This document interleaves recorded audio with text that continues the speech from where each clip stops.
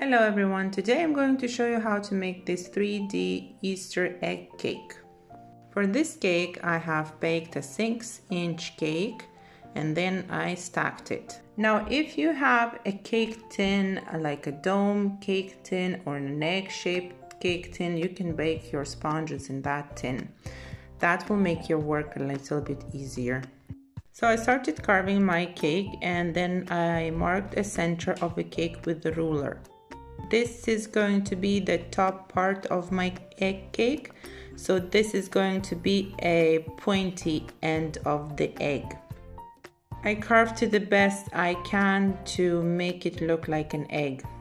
So this is why if you have a sphere cake tin or an egg cake tin, this is going to be a lot easier. I carve a little piece at a time, so the carving process took me some time. For me, it is a lot easier to carve chilled cake. Once I'm done carving the rough egg shape, I'm going to smooth it even more by carving, sort of shaving the cake off. I am saving the shavings and I am going to use them to make a cake bottom.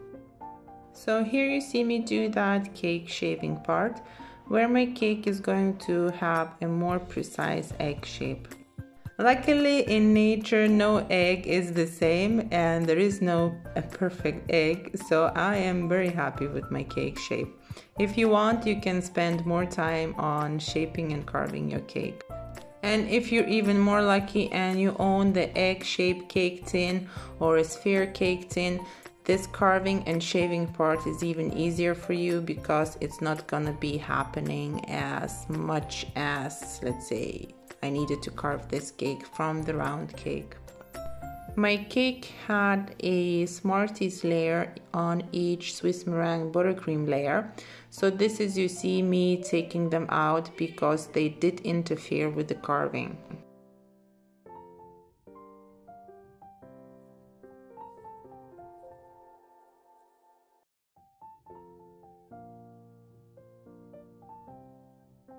Once I'm happy with my cake shape, I coat it with the Crumb Coat using my Swiss meringue buttercream. I will put the link to my Swiss meringue buttercream recipe in the description box.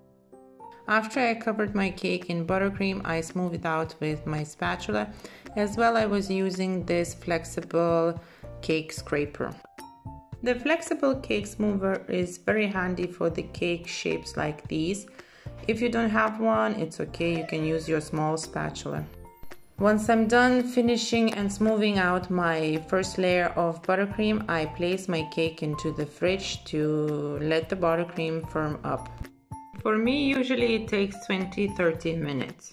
Meanwhile, I work on the base of my egg cake. From all the carvings that I had left from carving my cake, I'm making a pliable cake dough. The reason I'm using the cake scraps is because I haven't baked enough of the cake sponge to begin with. The cake I'm making is not a very big cake, it's only 6-inch wide. However, if you're making a bigger cake, you can obviously use, for example, a styrofoam base for your cake. As well, you can bake enough sponge layers, which will be enough to make this egg shape. However, I didn't do that, so I'm reusing my cake scraps. I found a bowl that was 6-inch wide and I put the cling film on it, and then I placed my cake dough inside. Then, using something flat, in my case that was a small cake card, I flattened all the surface of this cake dough and I put the bowl in the fridge to chill for about an hour. This is going to be the bottom of my egg cake.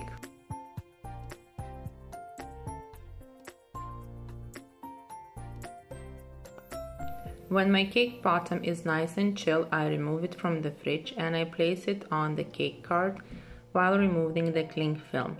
Next, I cover it in a thin layer of buttercream. I smooth out buttercream with my spatula and a flexible cake scraper.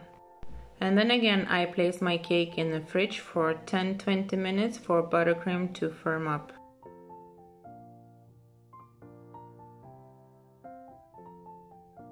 Once my cake bottom is nice and chill again, I remove it from the fridge I use a little bit of buttercream onto the cake card and I flip it over that cake card. This is how I made my egg cake bottom. Obviously, if you had the cake sponge, you would carve it to the shape of the egg. And if your cake is extra large, extra big, then you can use, as I have mentioned before, styrofoam. Then here I am inserting a very thin kebab skewer because my cake is not so big. However, if your cake is bigger, it is a lot heavier, then obviously you need a support in between the layers. And for the support, you can use much stronger wooden dowels or plastic dowels. The higher the cake is or the taller the cake is, the more cake cards in between you need to have. It's basically like stacking 2 or 3 to your cakes. This cake didn't travel anywhere, so my dowels are really thin just to hold up the weight of the top.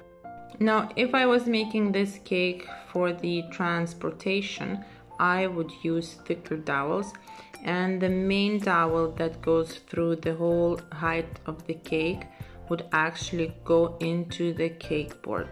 In the end of my tutorial, you will see that I am using a different cake board.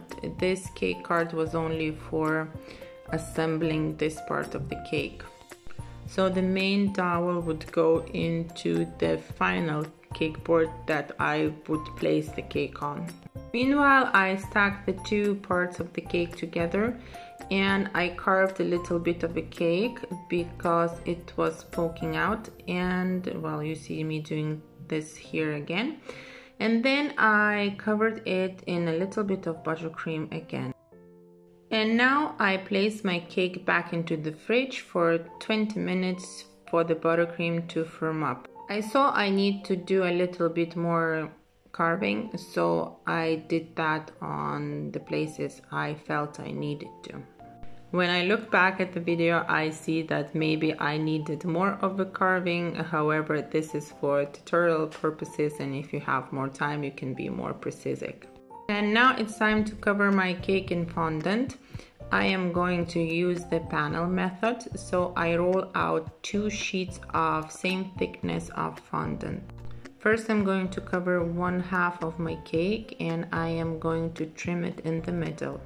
As well, I'm going to smooth it out with the help of my hands, and I am going to trim the fondant around the base of the cake as well.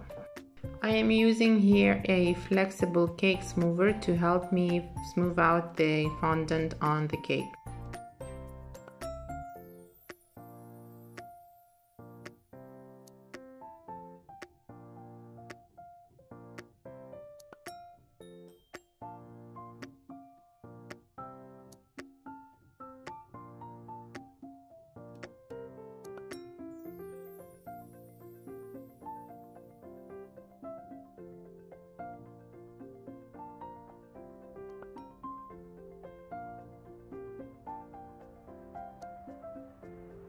I use the tip of a knife to tuck in the fondant underneath the cake.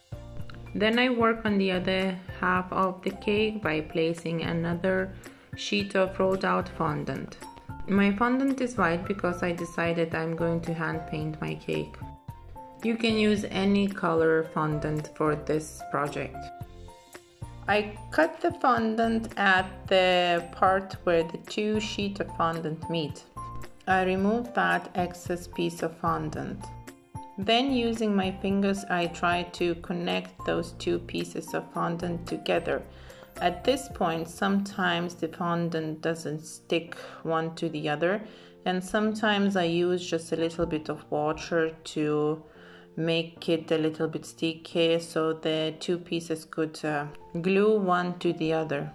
I try to smooth out as best as I can the seam using my fingers. Depending on the type of brand of fondant I am using, sometimes that's a very difficult job to do and seam is always there. Next, I cut the excess fondant at the bottom of the cake, and using my knife I tuck in the rest underneath the cake.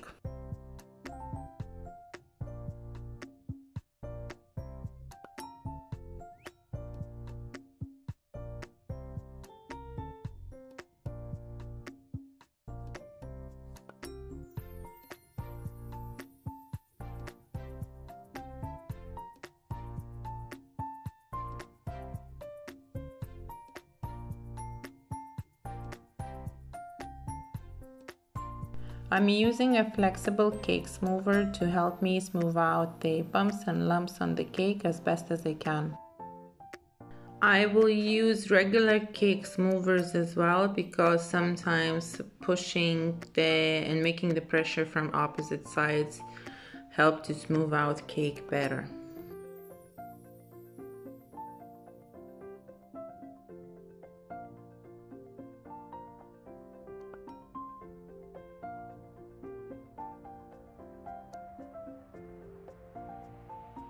At this point, if I see any air bubbles trapped under the fondant, I poke them using a needle.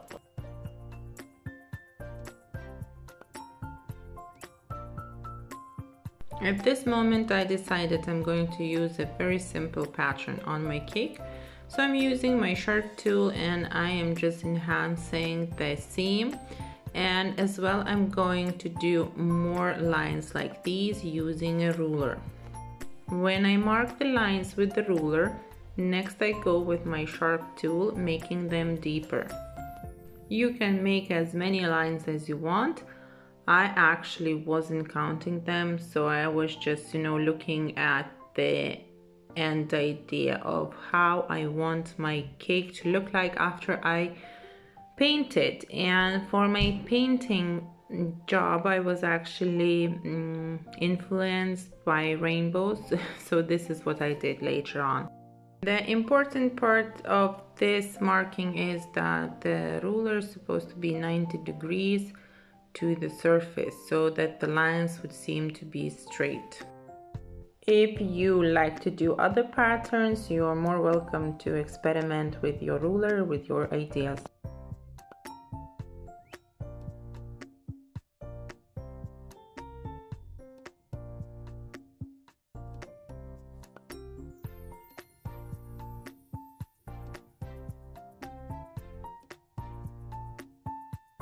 And now it's time to paint my cake. I'm using regular food colors to do my rainbow pattern. In the middle of my painting, I realized I don't have enough shades of food color to make a full rainbow pattern on my cake. So I used the silver color and gold color to paint in the missing rainbow colors. My tip would be to calculate really how many shades of food colors you have if you want to have a really beautiful rainbow pattern on your cake. I believe that my rainbow colors turned out really good and I love that effect of silver and gold on my cake. I was using dust food colors diluted in clear alcohol.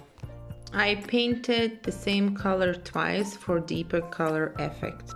And then I added some star sprinkles at the bottom of the cake and on the top of the cake. I haven't filmed that part of cake decorating, however I used a little bit of water to attach my stars to the cake.